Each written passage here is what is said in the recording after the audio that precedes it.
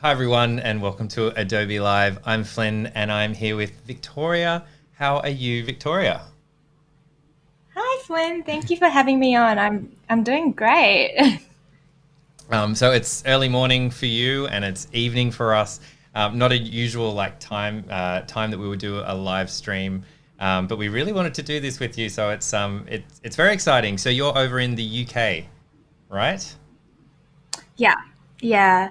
And it's like 9 a.m. right now, and I think it's like 6 for you guys, right? Yeah. Yeah, yeah. Six p.m. Like it's freezing in Sydney, and then you were just saying like how crazy hot it is over where you are in Manchester Yeah. as well, which is Yeah, it's ridiculous. just so funny. So yeah, hey everyone. It's we don't usually go live at this time, so we might have some new faces in the chat. We go live from Sydney. We usually go live in the morning here in Australia, which is which is about 9-10 hours ago, wherever you are in the world. So hey to some new folks. Hey Dee, great to see you. I love that you saw our morning stream. You've probably had a nap and then you've woken up and now you're catching this, which is awesome. Andreas, good to see you. Rachel, Shantanu as well in the house. Ismeth, Dunhill, Joanna, our moderator, looking after us. Thank you so much. Kieran as well. Oh, that's great. So thank you all so much for joining us. We're here for an hour. And I know that there might be some familiar names to you as well, Victoria, in that chat, which is super cool. Thank you for supporting your good friend. That's awesome. But for those who might not be familiar with your work and what you do, I thought we could kick off by maybe you could tell us a little bit about like what you're doing in Manchester and your background and your journey into interactive design. Yeah, definitely. If I just share my screen, if Yes. that works, let me know Yep. when that's got that. That's up now. Yep. Perfect. Cool. Thank you so much for having me, Flynn. It's been a long time coming, and it's really exciting to go to be working through one of these projects that I've worked at HyperIsland, which is where I'm studying at the moment. But just something about me is that I love making things in general. Anything really that can sort of like bring out people's emotions and create quality experiences, whether it's memorable or transformational or just one that is just really fun, right? So with that in mind, like I love looking into human behavior and the society as a whole. And if you know me, then you know, which will like, thank you so much to my friends who are watching this this stream right now. But you know that I'm very emotional, but also quite stubborn as well. And so that hence the hedgehog. So I thought, I I love channel that that. energy to try to really understand things, to really understand my participants, sit in their shoe, and really really try to find out the honest truth. Because I do believe that everyone has two sides to their stories or two sides to who they are, kind of thing. And then find a very first small step to kind of tackle this issue. With that being said, I studied at did my bachelor's degree at UTS, studying visual communications, That's and the there I met some incredible. University of Technology in Sydney, Yes, right? exactly. Yeah. Even I don't know the full translation for it, like the acronym for it. Yeah. Over there, I did two projects. This first one holds really close to my heart because it is something that I truly value as a person, and it's called "You Are the Center of Your Own Story." So this project was based on a documentary film, "In My Blood It Runs," and I highly recommend every single one of you to go give it a watch because I still remember the day that I watched it, where I was, how I sat, and the person that was next to me, and that feeling that I felt that very day after watching that film. And it was just utter disbelief and frustration, sadness, everything you can imagine. And from that moment, I knew I wanted to work on this brief because we had several briefs to choose from. This project aims to highlight a very important conversation that we really all should be addressing now, like today. Is the fact that the history of Indigenous Australia has been left out for many years, and like for way too many years. And this film sheds a light into the systemic racism and the colonial perspective taught as a children, right? And bearing this in mind, this project aims to reimagine that education system, and so that we can minimize our colonial bias as well as unpack new ways of learning and seeing and doing. And I realized that in order to tackle this issue, a possible entry point is educators. Actually, when I was doing my research, I realized it's been happening for so long that to really figure out where to start is really challenging. Like, do you start from parents or educators or the government? I chose to take the educator's point of view, and I created this workshop kit because I believe that it is the younger generation that can really make this change happen, right? To really change it. And so this kit is for primary school teachers to use as a toolkit to teach the true history of Australia. As you can see, I have card sorts. These are little cards at the back. They have historical information about the Indigenous culture, and also an instruction booklet, and also an online forum for them. Wow, cool. This is kind of a roadmap for it. And how did you do the animations that you've done there? On After Effects. After Effects, cool. Yeah. I have these crazy thoughts when I design things, and I'm I just want to move things. And so I'm glad that I know how to use a little bit After Effects, and so it's not too hard to then put it onto After Effects to create these. Actually, I did a live stream earlier last year at Adobe Max, showing you guys how to showing the audience or whoever's watching how to transition from Adobe XD into After Effects. So if you want to watch that, you can for sure. Nice. We can get a link up to that in the chat. I've seen that as well. I saw that. That was my first one. That was really nerve-wracking, I must say. That was on the show floor. They did it on the show floor of Max, obviously back in the before times when we used to be able to all physically hang out together. But yeah, super cool. It was sad that this year, well, I'm actually kind of glad it's online because then everyone can watch it now, because I was quite sad that I won't be there this year, but I'm now I can. Yeah, exactly. This second project, which is of course this cover, this brief for this project is to look at the times how we perceive technology as something that has a very negative impact on our physical and mental well-being, right? Especially in terms of making genuine connections. There's just this view of technology. So instead of meeting people in physical space, we opt to meet people virtually on dating apps, I don't know, other platforms maybe Facebook. You meet people on Facebook or on Twitch, etc. So this brief challenges this notion and asks us to reconsider the use of technology to make real-time, genuine connections. And when I got this kind of question, I took it in different angles, traveling, as well as dating apps, or even meeting people on through purchasing hotels, kind of Airbnb is doing, just different ways of, or even connecting through pets as well was another one as well. And so I ended up choosing co-living because I had this moment where I was on the elevator and it was so awkward because I lived in my apartment for 15 years and I didn't know anyone. I can't believe I didn't know anyone that lived in my apartment. I knew them, but I didn't know them. And so then it was this awkward moment where I had a very long day and I was just standing in my in my elevator, and I was please do not talk to me. And the other person, felt the same way too. I hope so. And I was just why are we so awkward? And we both share the same block of land. We've both lived here for 6 years and we don't even know each other at all. Yeah. So I thought in order to really kind of make connections, what it really takes is to just make a small connection, right? It doesn't have to be oh, I'll help you move out of your apartment, or I'll help you take care of your kids. It can just be oh, hey, does anyone have a cup of sugar in the apartment that I can borrow because I'm baking a cake and it takes me 10 minutes to walk down to Woolies in Australia or Sainsbury in the UK, right? And then maybe so you go down, make that small exchange, the real exchange interaction. And then maybe when you return that cup of sugar, you bring along a piece of cake, right? Maybe the neighbor brings along with a piece of cake. And it is through that kind, genuine connection can people really foster real friendship or real relationships. And so that's the other, and this is a bit of branding collateral.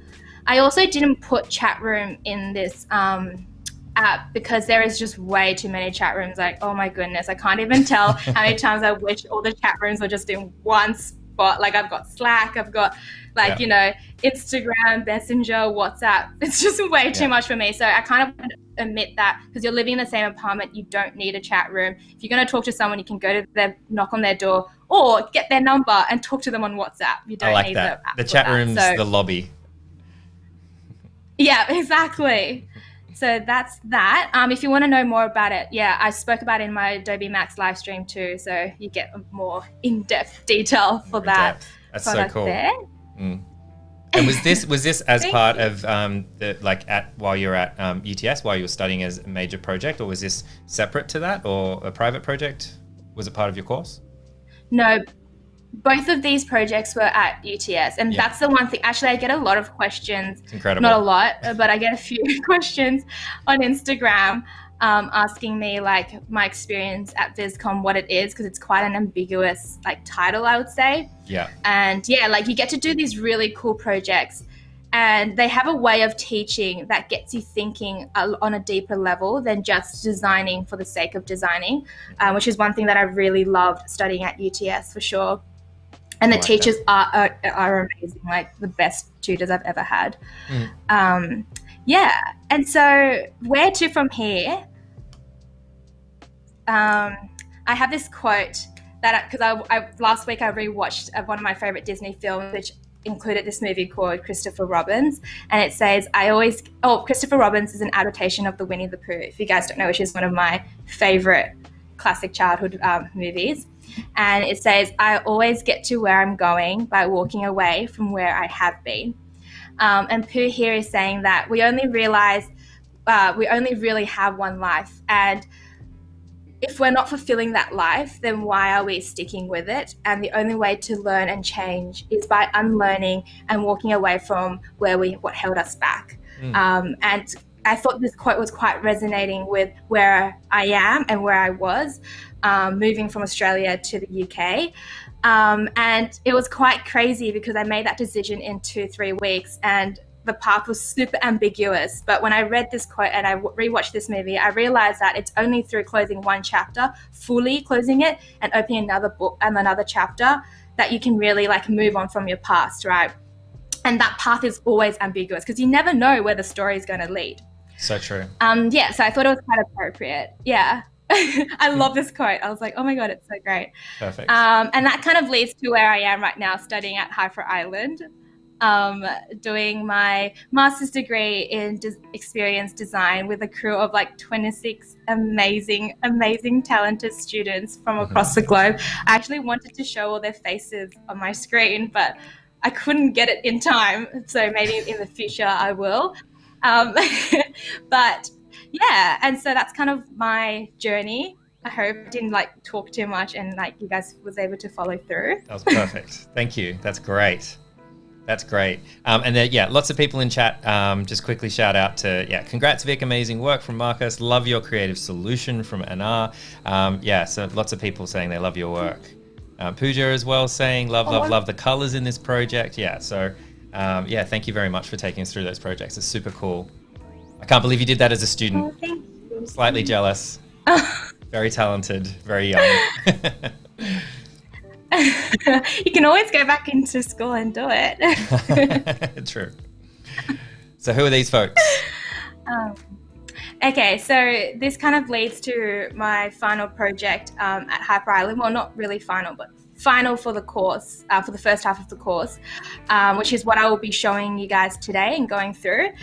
This product that we'll be designing for is circularity in the fashion industry, and this was my team that we worked together on.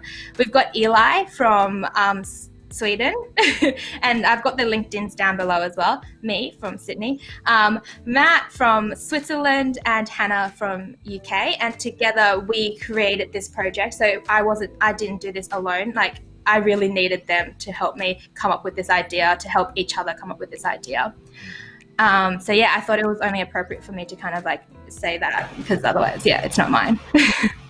And so today we'll be kind of looking into designing for circularity in the fashion industry. I just want to ask you, as you take a sip of your coffee, have you ever had a moment where you had nothing to it? What is it? As a beer. It's 6 o'clock here. Yeah, It's beer time. Yeah, way past coffee time.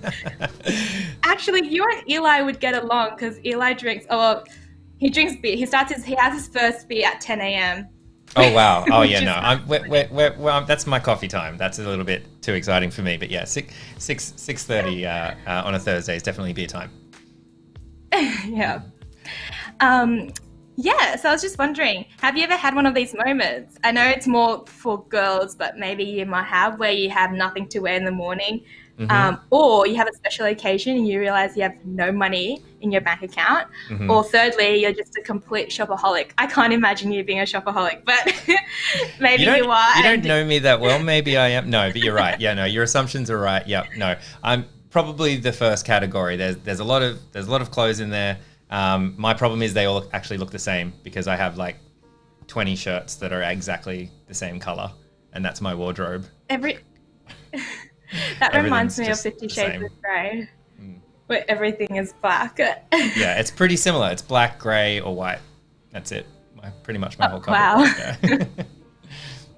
That should actually make choosing your outfit in the morning very easy because there isn't that much to choose from. Yeah, I can't get it wrong. Yeah. Okay. Well, these are some of, like, when I was doing my interviews, these were some of the feedback or some of the people that pain points that people had along the way, whether they had nothing to wear or money was an issue or just like love shopping and can't stop shopping, right? When we're looking at sustainable fashion. And so how can we really combat this issue? So in order to do that, we really need to understand why people shop, like what is their intentions behind it.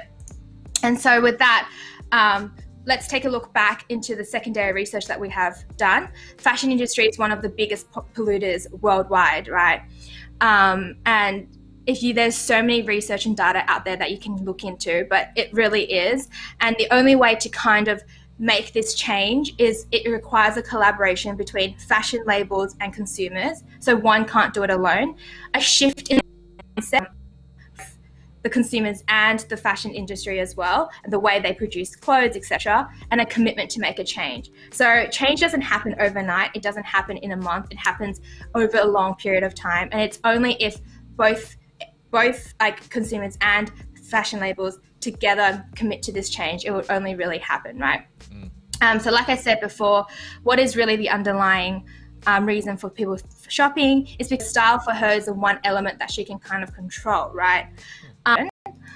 And so some of the pain points that we kind of looked into as to why people don't shop sustainable is because like brand transparency. Brands are just not being transparent enough. It's so hard to kind of like know if a brand is sustainable or not. But the truth is that there is a lot of resources out there already. Like you've got sites like Good on You, which kind of like tells all the stories, tell the story behind all the products and the problem.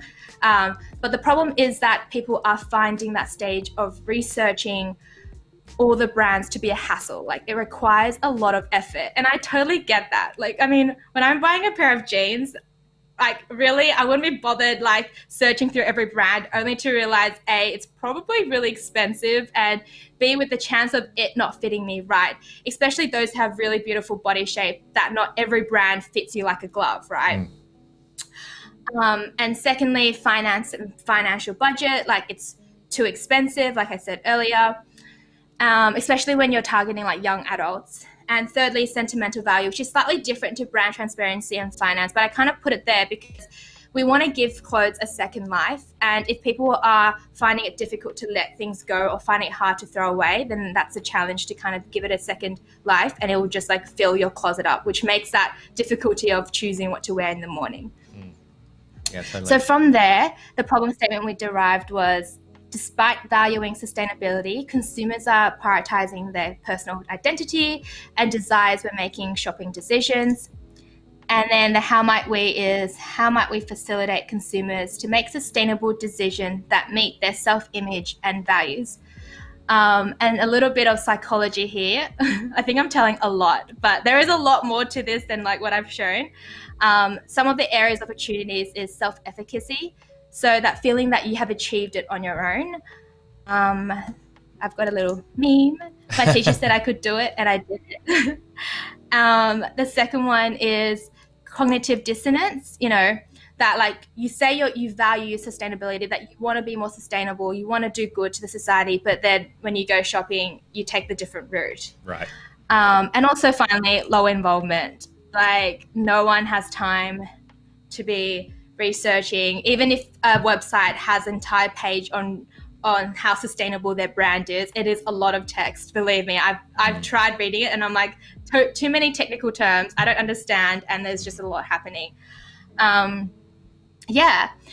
so then with our final decision, our goal is to help consumers make better decisions, right? And we kind of looked at into 3 different layers. The first one being the micro layer. So this is coming into the solution of our idea. The micro layer being customization. So kind of like a virtual wardrobe where you can style your own outfits, or the app kind of gives you outfit suggestions.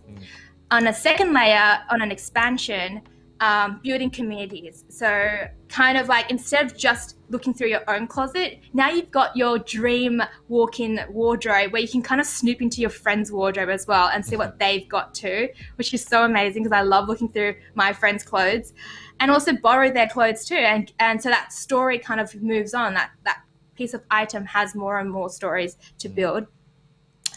And thirdly, shopping. And I know this is kind of a bit of a shocker, but I put shopping I put shopping in there because the idea behind it is if we kind of remove shopping, that feeling of self-efficacy isn't really there anymore, right? Like it's only through small nudges, through small incremental changes can really people make long-term habit changes, long-term behavior changes, right?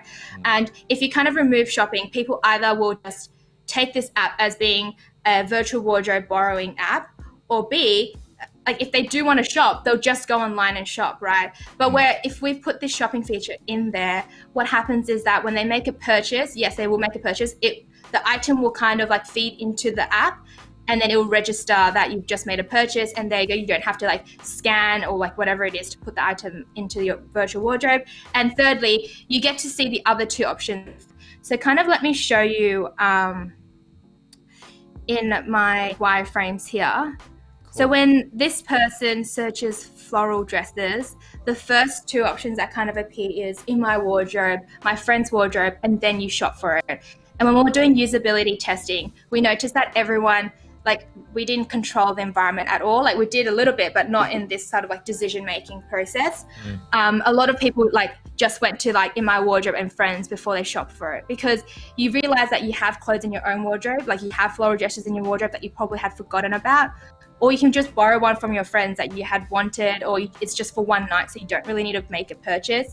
And finally, if you really need it, then you can purchase it because it is your life. Like you make your own decisions, and at the end of the day, it's only through that small changes and realization of awareness that you can really make that change. So there you have it. That's kind of like the whole app. I don't know if there's any questions. I don't know if I explained it right. There's a couple of questions, so yeah, we'll ask. I'll ask them now. That's great. More of a general question, but Marcos was asking before, what inspires you the most? Which I think is a great question. What inspires me the most? I think people do. Like, I have this bad behavior of I love observing people from a very young age as well, just how people act, how people behave. And then I think when I was little, it was even worse, where I would make up stories. So I would see couples like fighting on the streets, and like I would make up my own storyline of what had happened to that fight, even though like probably not real.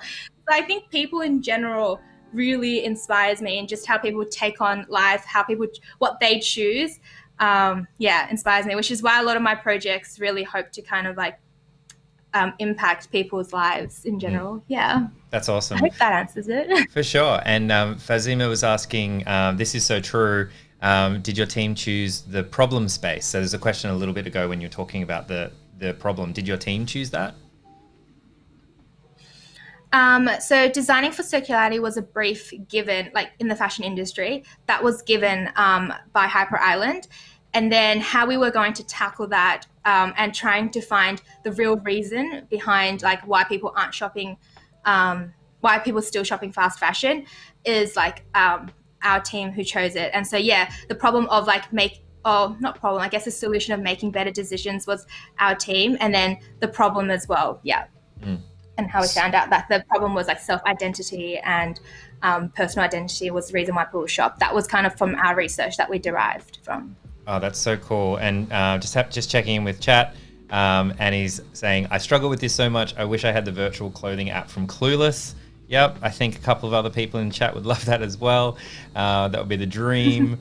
Shantanu's with me. All clothes look the same. Same with D. There's dozens of us. And I was saying this is brilliant. Yeah, lots of people absolutely loving your work and what you've shown so far. Thanks, chat. Thank you. And so we're in Adobe XD here. Yeah, and so this is kind of where I create my interfaces, at least my prototypes. And if I really want to create more complex animations, then I move into After Effects, which I had said earlier. But yeah, no, I'm really excited to kind of show you guys how I've already made this interface, like this prototype already. And so if we do run out of time, I can just show you the video of the completed version. Though like in this one here, I am planning to make a few changes, very, very slight changes. And so it might look a bit different to the demo video later on. But yeah, to let you know with yeah, let's get cracking. I'll let you know for timing. So we've got about 25 minutes. And then, yeah, you can show us whichever features you like. I'm sure there's way too much that we could possibly get through in that amount of time. So I'll just let you know when we're getting close to the end, so we know that we can play the video, we can have a look at it, and if we have any more questions, we can go through that. How's that sound? That sounds perfect. Thank you. Awesome. So yeah, okay. So I've created these text boxes, these gray boxes already. This is kind of like the mid-fidelity stage of like with all the gray boxes, trying to lay everything out and test it whether it functions, etc. And then now I'm just going to input the color and also the images. And I'm quite excited to show you guys some cool things that I've also learned along the way, which is really awesome. The first thing that I want to go through is yeah, so here I'm going to just, I've got the colors already on the left-hand side on the asset panel, and these are the two colors that I'm going to be using, trying to keep it simple. And then I've got all the character styles here and some of the components, but I think I'll be making some new components too. And so, yeah, I'll go through that. Cool. So here, I'm really bad at like working and talking. So if I do stay silent, Flynn, help. I'll help. Yeah. But yeah. My solution to helping is usually just like asking questions from chat though, so that might just trip you up, but I'll do my best. Okay, so I'm just making the background orange. Oh yeah, and then I'm going to take this icon here. I wanted to kind of tell you guys a really cool thing about Adobe Stock, which is here. So one thing about Adobe Stock is like, let's just say I'm looking for wardrobe. I've already got the image, but just to show you guys. I can type in whatever I'm looking for, and then on the side panel here with the filters, I can choose vectors. And then when you click on these icons here, it says the file type is AI or EPS, and that's great because then when you open it, it comes up like this one here that I've got already. And then from then, everything is vectored, and so that means you can make any changes, change the colors, etc. So I'm just going to delete these things here because I only want the. Cool.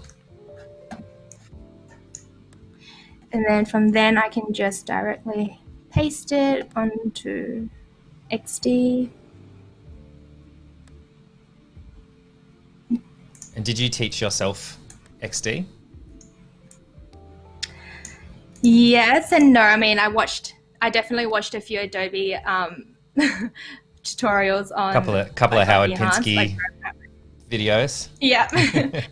I love his classic boop. Yeah, he's great, isn't he? Great. Yep. Okay. And then now what I can do, and the other thing that like you can see that how I just made an adjustment. the great thing about transferring from Illustrator to XD is that it doesn't turn into a JPEG and it remains, and so that means you can still change things if you do wish to afterwards, and you can do the same with colors as well. Okay, so I kind of want this to sit.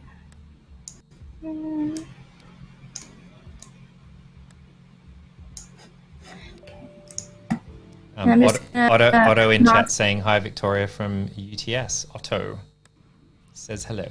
Oh, hi, Otto.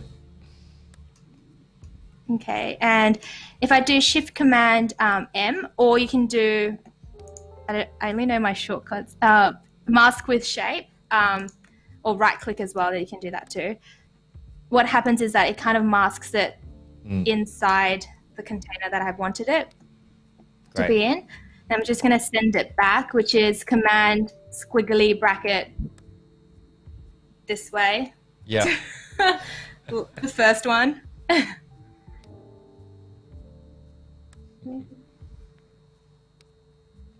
then in the blend mode down here, I'm going to change it to luminosity, I think. Cool. Okay. Will you always choose luminosity, or do you just kind of play around with the different options there? I kind of just play around with it, like depending on what style I'm after, but I kind of want to keep it in the same tones, and so that's why I chose luminosity, because you can see it's still all orange. And then what I would do is kind of dull it down a little bit, so it kind of like it's not as harsh. Cool. But for me, like my natural, like my normal design process is quite like just see what it feels like and play around with it.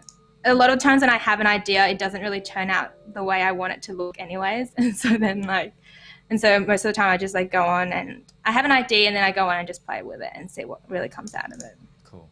Okay. And I'm going to change these to this color here. Okay. And then I need a profile picture here for Tiffany. So I'll go into my plugin at the bottom left-hand corner and I will choose UI Faces. This is a really great plugin tool and I think it's quite incredible. And you can choose like the different, like, I don't know if you've heard of Unsplash. That's a really great, if you want to get high quality photos. But there is this one called This Person Does Not Exist. So it generates profile pictures of people that doesn't exist, essentially. Yeah, I've heard of this. I didn't realize there was a plugin in XD for it. That's super cool. Yeah, I love it. I use this now for all my like profile pictures because I feel bad sometimes stealing someone's face and I'm like, I'm gonna stick it in. So now it's great because I can just use someone that doesn't exist at all. And then you can choose your like filters too, like in terms of age, emotions, hair color, etc. But I just kept it as female and like this person doesn't exist because it doesn't really matter. And then you can see here that we've got a weather display. And so this is kind of like, depending on the weather, if you look down here, I've got a styling department which I've sort of started creating. And so you can mix and match. And you can tell that by the clothes that it's all summer clothes because of it's organized it according to the weather. Cool. I'm going to asset and change this to pink.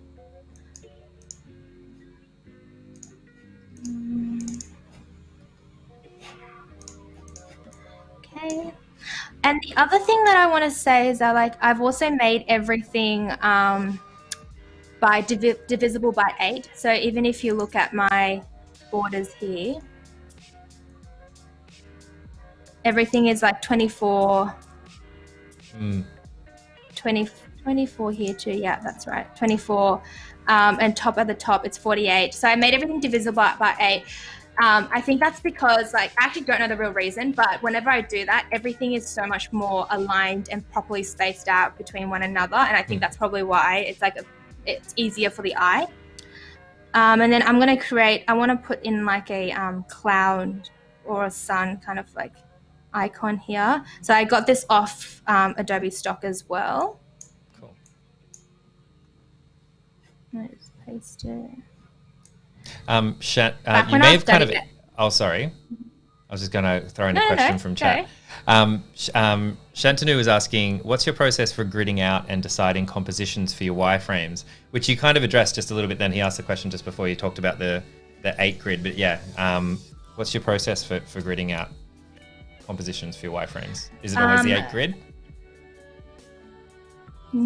Yes, most of the time, yes, it is. Unless it is something different. Like I think on my own channel, on the very first live stream, I created like a future, and well, I'm in the process of creating like a future shopping experience. And for that, because I'm using quite different, like I'm not using boxes and that kind of thing, it's quite freestyle, then in that situation, I'm not using like grids divisible by 8. But for me, normally what it is that, yeah, if I'm creating something like this, then yes. If not, otherwise, what I usually do is kind of throw things onto the canvas first, and just like play around. I think it's really hard for me to think, oh, find the layout. I think they usually teach at school is like, get your layout down packed and then put text and then put that kind of stuff. But for me personally, I think the best way to work is like throw things where you think looks good, throw it anywhere you want, and then put grids in and like see like, okay, maybe I need to move this higher, maybe move this lower, maybe the font is too big or the font is too small. Then start to figure out, because I feel like when you give yourself grids already to begin with, for me at least, it feels a little bit restrictive. And sometimes you want to be able to break rules and break boundaries, you know. Totally. Yeah, that's great. So yeah, I like that a lot.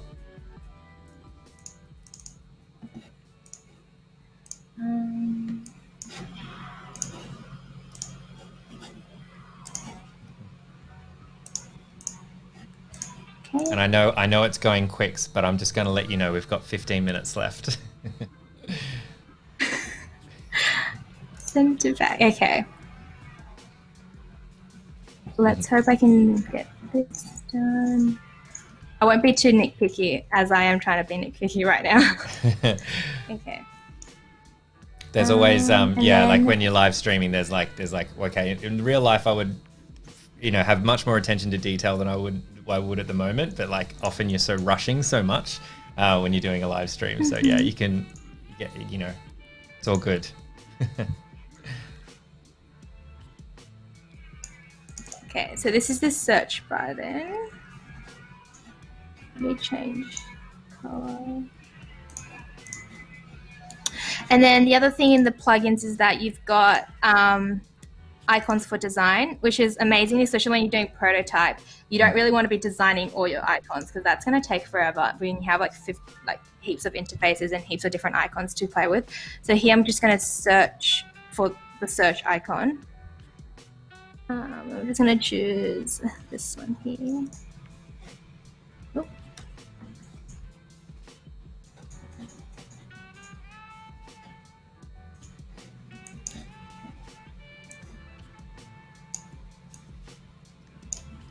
Size. Improve. Oh wait. This is a bit too big. And when you're choosing the icons at this stage, are you trying to choose from like one particular family, or does it just sort of doesn't really matter? You just sort of eyeball it and pick what just looks right? I usually just eyeball it and pick what looks right. Yeah.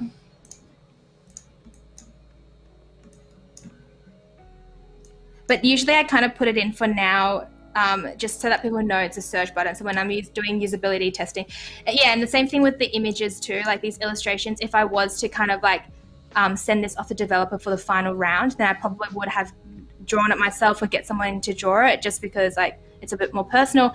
But when you're doing like your first high fidelity or your like first prototype, I think it's great to just use Adobe Stock or use the icons for design, because like you just want to get it out there and get people to testing. You don't want to spend hours working on something and then realize that like, it's not actually, people don't actually want it. Yeah, totally. And then here, here I'm going to show you guys, like actually, this is also my first time doing it too, or first or second time I did play around with it, but there's a new feature on Adobe XD called stacks, as well as scrolls. Like you can do horizontal scrolls and vertical scrolls, as well as like, I don't know what's the other one, but where you have a map and you can zoom around everywhere. So like horizontal, vertical, etc., which I think is so cool. Like I got so excited from it. So I'd go into my stock image because these are recommendations from your wardrobe. And this is another plugin, which is awesome. If you have, so I think everyone should get Adobe Stock. I think it's not too expensive. I don't remember how much it costs, but it's a monthly fee and you can search for whatever items you're looking for. Like let's just say floral dresses. And all these floral dresses pop. But the really cool thing as well is that you can search for something similar too. And when you do that, I thought it was crazy. You get people from like similar posture or similar facial expressions as well, which I think it's great. Anyway, so I've already downloaded most of these. It should be here.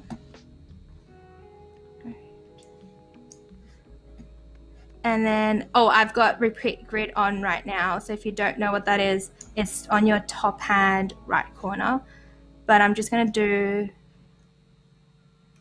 undo ungroup grid and apply these 3 images in. So many of our designers and streamers will keep talking about how much they want repeat grid in all the other apps as well. Like they want it in Photoshop and Illustrator too.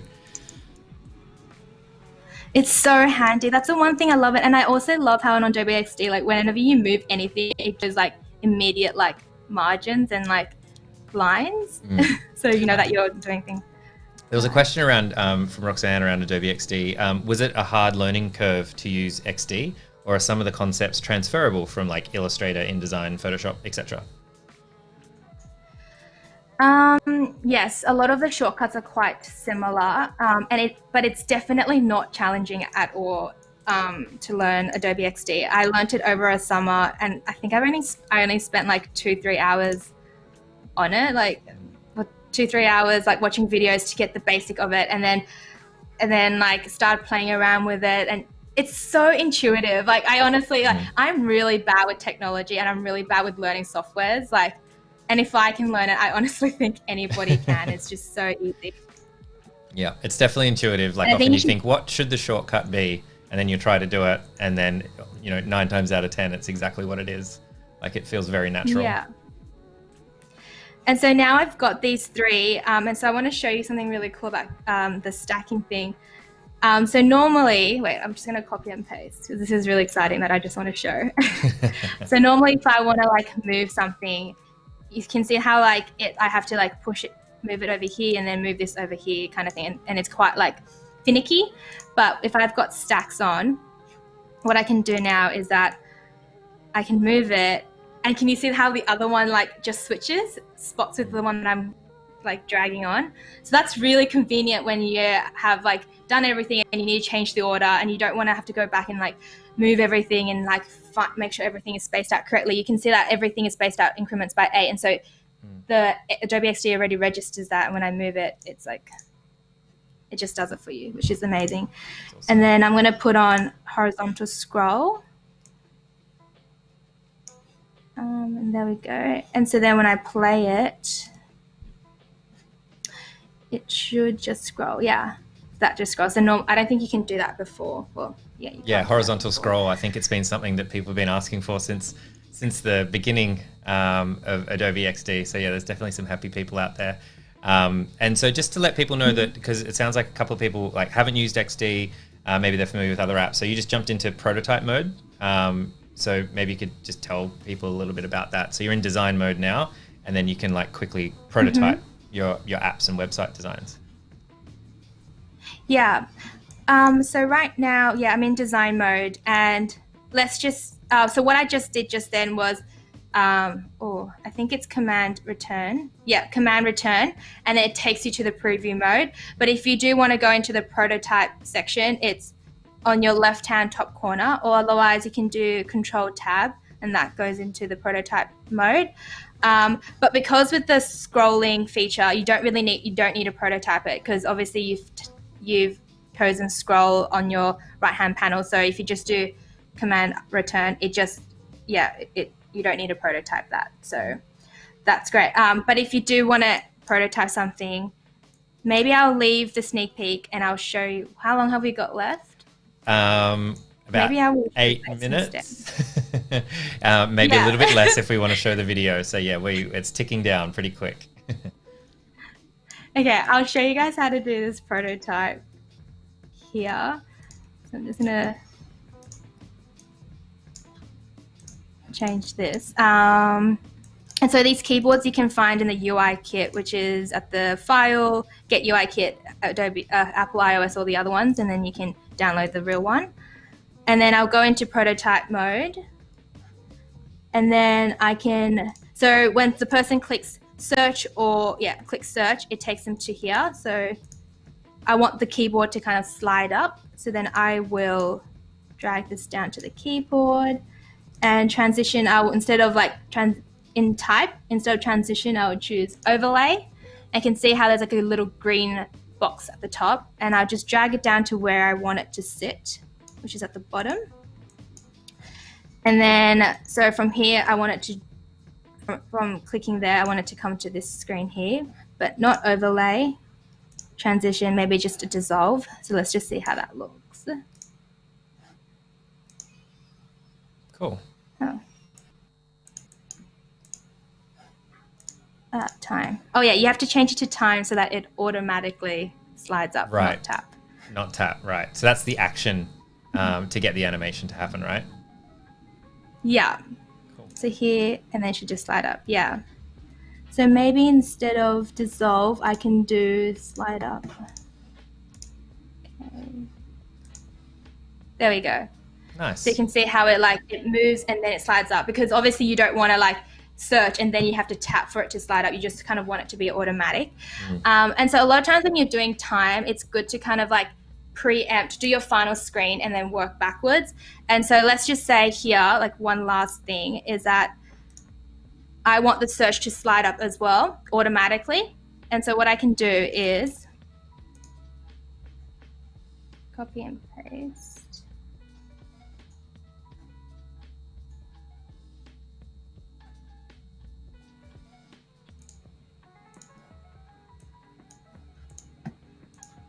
Move this down. Oh yeah, go back to design. Move this down a little bit, fade it off.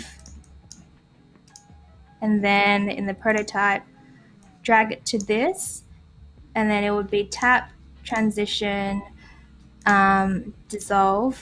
And then from here to here, it will be, time, 0 seconds, ease, and there's ease out, ease in.